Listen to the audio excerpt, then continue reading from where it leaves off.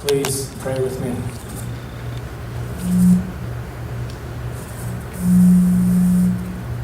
May these words that I speak be grounded in my soul, encouraged by the God presence in me. And may these words that you hear be captured by your soul, enlivened by the God presence in you. Amen. And may this microphone please work. Double amen. I don't have that power.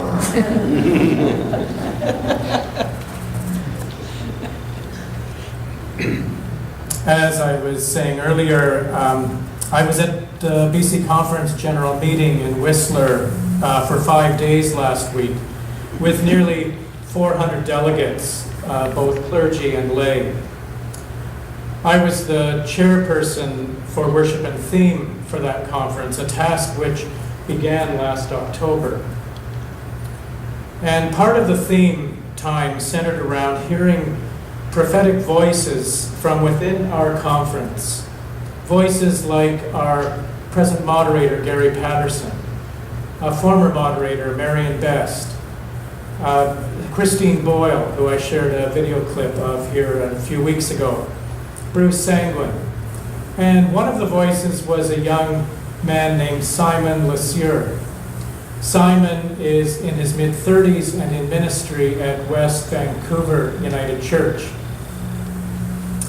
And in his video on risk, which we saw on the Saturday morning, he said this: "One of my favorite verses of Scripture is found in Revelations, where God says, 'Behold, I am making all things the way they have always been.'" He paused and then grinned and said, "No. It's 'Behold, I am making all things new.'" Simon was calling us to pay attention and to be willing to risk a new thing. Jesus didn't call people to maintain the status quo. He didn't call people to sustain an institution. He didn't call people to follow the laws without question. He called people to something new. And I don't mean a new institution. He called people to listen to the voice of the Spirit and ask the questions, those fundamental questions. Who am I? What are my deepest yearnings? And where and what is that spirit of yearning, the God presence in me, calling me to do with my life and to do in my world? Jesus was calling people to a different way of believing, a belief that love needs to be the source and the way of our thoughts and our actions. This is the new, the simple and the very, very difficult new. Rooted in an unconditional love that requires us to trust and to risk on every step of our journey. This is what I call, and what the theme became for conference, leading from the heart. Leading from the heart.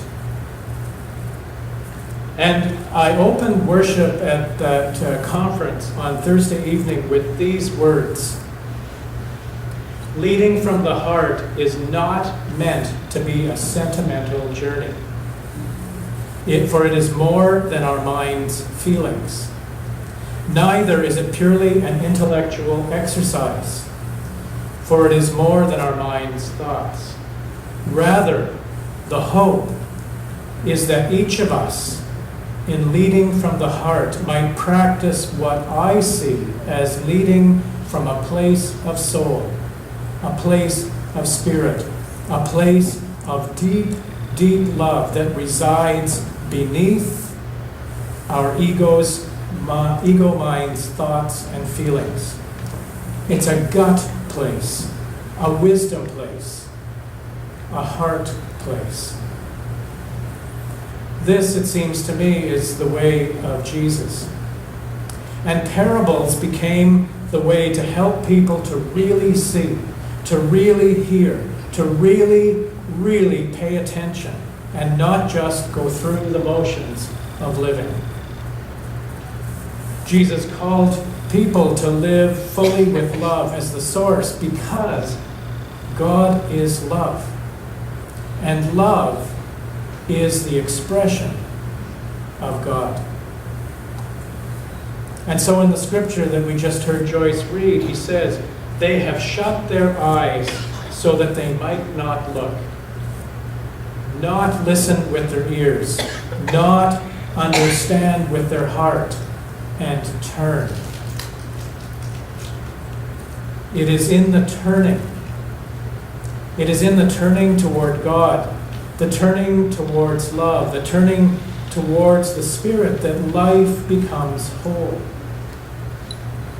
Samuel, young Samuel, turned from seeing life only as attending to the work of the temple, attending to Eli, and turning towards the deeper yearning there in his heart and his soul for a more meaningful life for himself and ultimately for his nation.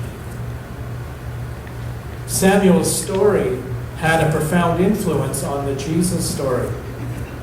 His, too, was a miraculous birth, for his mother Hannah had been barren until, the story tells us, God intervened. And with Samuel's birth, Hannah then sang a song, very like Mary's song in Luke.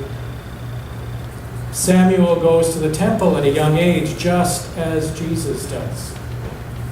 And Samuel would guide the nation into a unified monarchy where the king would be subject to the law of God, subject to the spirit of love. It seems to me that Samuel's vision failed, just as Jesus' vision failed, because the people were unwilling or unable to truly embrace something new. Afraid to trust, afraid to risk, and ultimately afraid to love. But hope lives on, my friends, because the Spirit of God, the God presence that is in all beings, in every one of us, cannot be killed, cannot be snuffed out as hard as we might try. 90 years ago, the United Church of Canada was born. It was born out of a vision of a new voice, a new spirit across the nation. And it required the death of several denominations for this new thing to be born. And it flourished for many decades. And now, 90 years later, we find ourselves nearing death once again. We are being called to seriously examine who we are and what we are called to be in this century. And it seems to me that we only have two choices to make. One of two choices to make. And both of them, I think, are very, very hard. And the first choice would be to acknowledge our scarcity, to acknowledge declining numbers and declining finances, and stay the course. Stay the course, making small changes, but sustaining the church as we know it, through to its final, ultimate death. That's one choice. But there is another choice. And I would suggest that rather than rather than acknowledging our scarcity, instead, as we discovered at conference, to acknowledge our abundance, to acknowledge the abundance of spirit, to acknowledge our abundance of love, to acknowledge our abundance of authentic community, and change the course. Change the course by trusting and leaning into the Spirit that is already here. It means risking being church in new ways, and it means accepting that failures will happen. Lots of failures will happen. But that there is also in that choice an abiding hope for new life. And the reality is, not to make a choice is a choice. And one, I think, that reflects what Jesus said about the people in the scripture reading, who had eyes but did not see, and ears but did not hear. I believe that with love as our source, there is a bright future for the church. It may not look anything like we experience here right now, but there is a future. And I call it leading from the heart. Our conference called Leading from the Heart, a song that embraced in ways that I couldn't say in words what I feel about the central call of life in community as church in today's world. And I want to share that song with you now.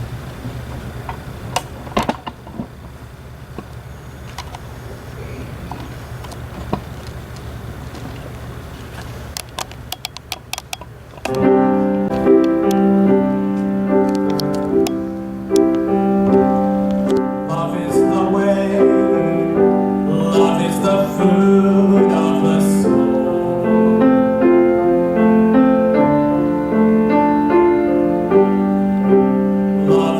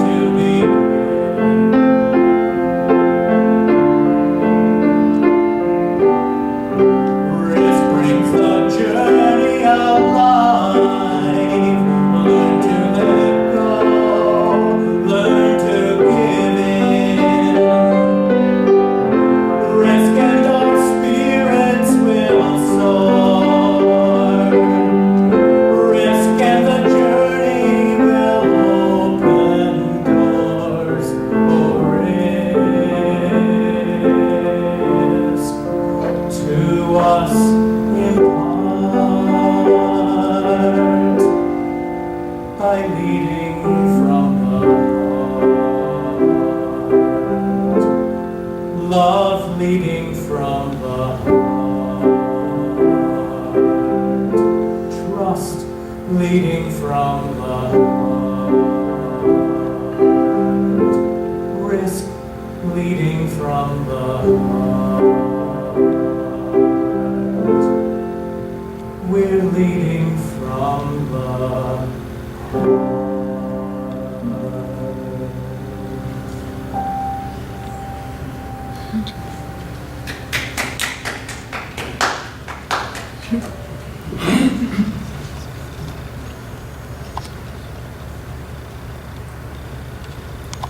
Leading from the heart. The story of the Spirit of God in the world has almost always been the story of a remnant few. A remnant few that struggled to create love's place in the world. This time is no different, as we are called, like Samuel, called like Jesus, to listen to the Spirit within us and among us, calling us to bring more love, to bring more justice, to bring more beauty into our lives and into our world. Behold, I am calling you to keep things the way they have always been. Or behold, I am calling you to make something new. You decide. Amen.